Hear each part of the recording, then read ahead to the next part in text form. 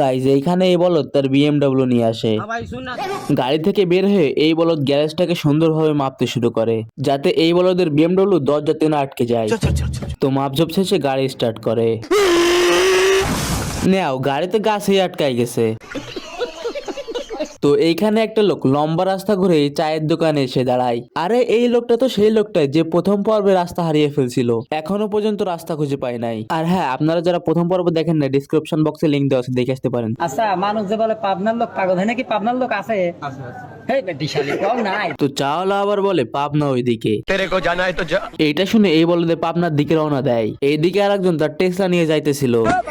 তো লোকটাকে সাহায্য করার জন্য ইমালে ফিরে আসে। छोटे मोटे प्रोग्रामों से कितना कमा लेते हो? पैसों की कमी नहीं है मुझे, किसी से भी उधार ले लूंगा।